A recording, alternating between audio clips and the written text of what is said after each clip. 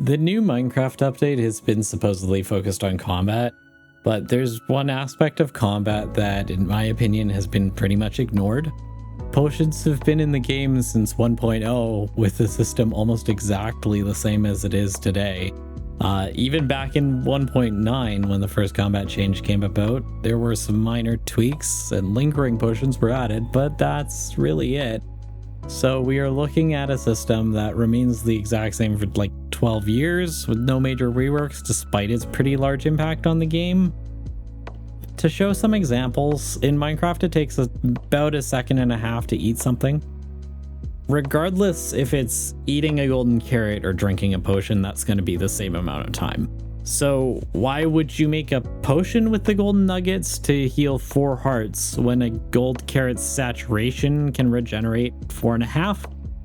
The regeneration from saturation is also twice as fast as a potion of regen 2, which requires a gas tier and only lasts for 22 seconds. The comparisons already show that it's kind of comparable between these two resources, except for the fact that golden carrots are easily bought from villagers and stack up to 64 in one item slot. Comparing between the two, we can see several major flaws. Potions require too many resources when compared to how effective they are. Resources that are needed to brew potions are often difficult or just tedious to collect. And potions not stacking creates a bunch of inventory issues, especially in survival when a lot of the time the reason for adventuring is to collect resources, which you don't have the inventory space to collect because it's filled with potions. The two issues regarding to the resources specifically are really visible when we looked at the almost completely useless potion of the Turtle Master. It's the only defensive potion in the game, and you have to wait an average of 80 to 100 minutes for turtle eggs to hatch, then an additional 20 minutes for the turtles to grow up, with a minimum of 5 baby turtles. So you could be waiting for upwards of 2 hours or potentially longer for the resources to craft these potions. After all that, you finally get a defensive buff, but also a movement speed debuff.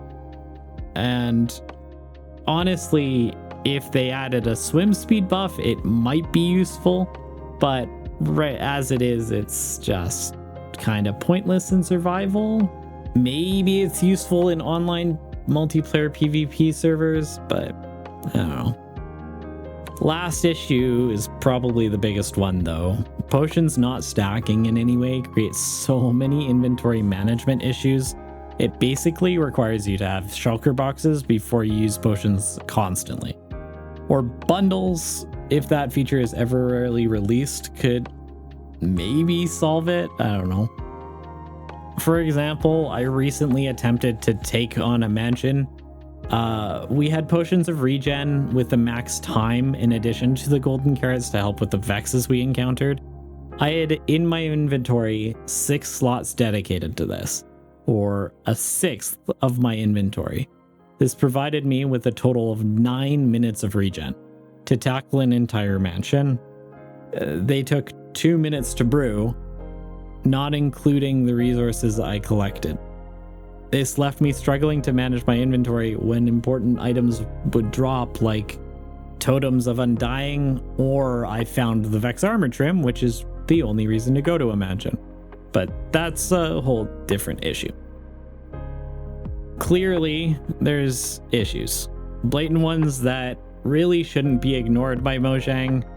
And this is the basis of the way players interact with the effect system in a positive way outside of beacons, which are only in a limited area. So I've come up with a list of suggestions that I think best fits Minecraft, works together, and fixes all of these issues without not feeling Minecrafty or inventing new systems that aren't currently in the game. First part of this is making potions having 4 sips before the bottle is empty. Similar to potentially weapon durability, it could have a green bar that drops down every time you take a sip from the bottle. Volume of the bottle could also decrease, but more visibility comes from having that green bar there.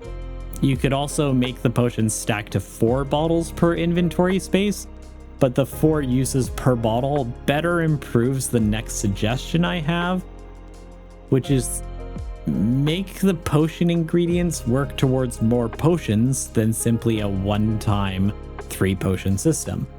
The best example I could think of for this would be a fuel type system that furnaces use, where the potion that's brewing is doing so for X number of minutes before the resource is fully consumed. In this way, redstone and glowstone could actually be used for multiple different types of potions at the same time. And rabbit's feet can make sets of potions of leaping with only the one item. This makes it so that the rarity of some of these more difficult items doesn't have to change while the value of the item is increasing. Thirdly, allow water and netherwort to be included in the same way blaze powder is, so that we can store 64 glass bottles in the top slot of the brewing stand for brewing potions in larger batches. Lastly, make the cauldron useful for potion making like it was intended by allowing the player to pipe water into the brewing stand by placing the brewing stand on top or something. If you want to add more functionality to copper like they've been doing in this update, you could also add in copper piping so that the cauldron can pipe water into the brewing stand as well as potentially pipe lava into furnaces for a fuel source, allowing for more setups and tinkering and stuff. I think it would be a really good addition. No, those aren't the only options out there. Honestly, they aren't the only ones I had personally, but I believe these fit Minecraft the best and solve the problems in the current system with mechanics that are already programmed into the game so that it would work with Java and Bedrock. Feel free to leave other suggestions below if you have any that you think are better or just different than the ones I've got. I'd love to read through them. I'm always down for theory crafting. Not to mention, this is one of my favorite mechanics in the game, and I'd really love to see it become more of a stable interaction in the way that players experience the game. This could also give it a lot more value to a lot of other aspects of the game that need reworks as well. Speaking of which, I don't know if doing these kinds of videos on rework suggestions are interesting. So if you got to this point and do actually want to see more of this, consider subscribing and leave a comment on what else you'd like to see me go over. Either way, thanks for watching.